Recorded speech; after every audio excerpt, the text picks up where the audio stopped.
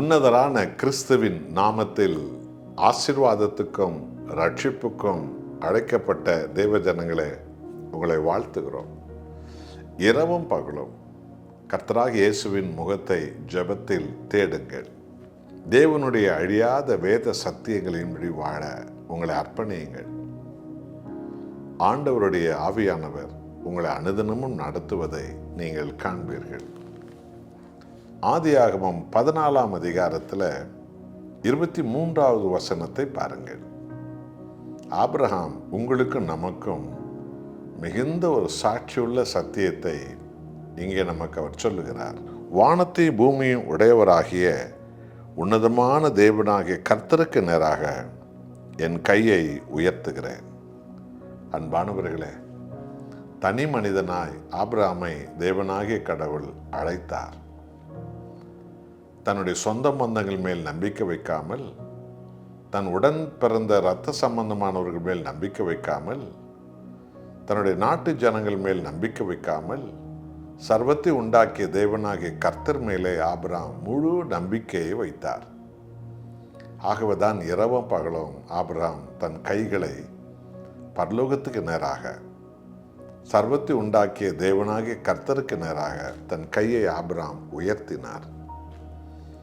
இதுதான் தேவ ஜனங்களுடைய மகிமை. கிறிஸ்தவர்களுடைய ஆசீர்வாதம் வடக்கு தெற்கில் இருந்தல்ல, மேற்கு கிழக்கில் இருந்தல்ல. இது உலக மனிதர்களுடைய வழிகள்.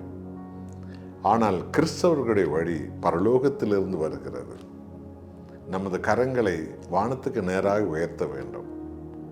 பரலோகத்தில் இருக்கிற பிதாவுக்கு நேராய், பிதாவின் வலது பக்கத்தில் இருக்கிற ஆண்டவராக இயேசுவுக்கு நேராய், சர்வ அற்புதங்களையும் நமக்கு அனுப்பி கொண்டிருக்கிற கர்த்தருக்கு நேராக நம்முடைய கையை உயர்த்த வேண்டும். ஆபிரகாம் வானத்தை நோக்கி பார்த்து ஜெபித்தார். இன்றைக்கு இஸ்ரவேலை எதிர்க்கிற தீவிரவாதிகள் எல்லோரும் பார்த்தீர்களா?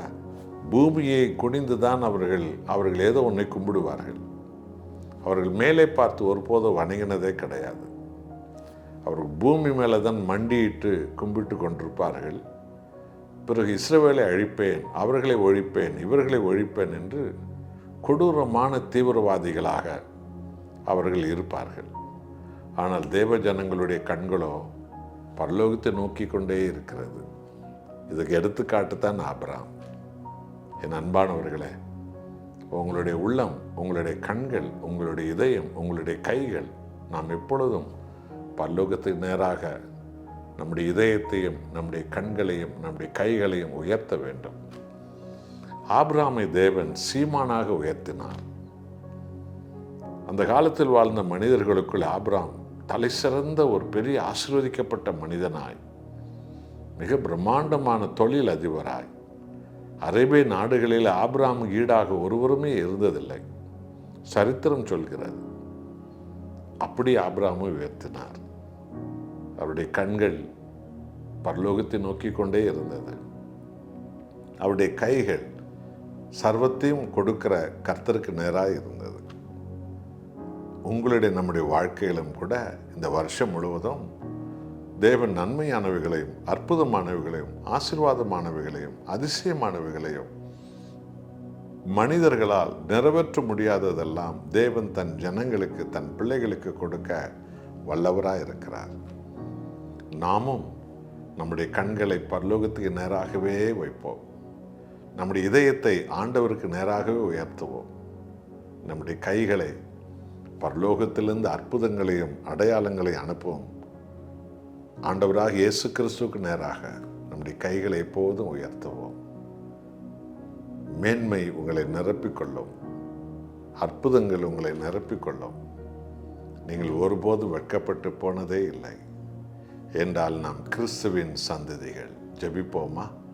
நல்ல ஆண்டவரே, தனி மனிதனாய் ஆபிரகாமை அழைத்து, அந்த ஆபிரகாம் என்கிற தனி மனிதனை இன்றைக்கும் உலகமெங்கும் இருக்கிற எல்லா சந்ததிகளுக்கும் ஒரு முன் அடையாளமாய் வைத்தீரே. எங்கள் ஆண்டவராக இயேசு கிறிஸ்து வழியாக எங்கள் இதயத்தை, எங்கள் கண்களை, எங்கள் கைகளை உமக்கு நேராக உயர்த்தும் போது மனித வாழ்வில் யாருக்கும் நடக்காத மேன்மையெல்லாம் எங்களுக்கு நீ செய்து கொண்டு வருகிறீர் அப்பா. உமக்கு கோடி ஸ்தோத்திரம்.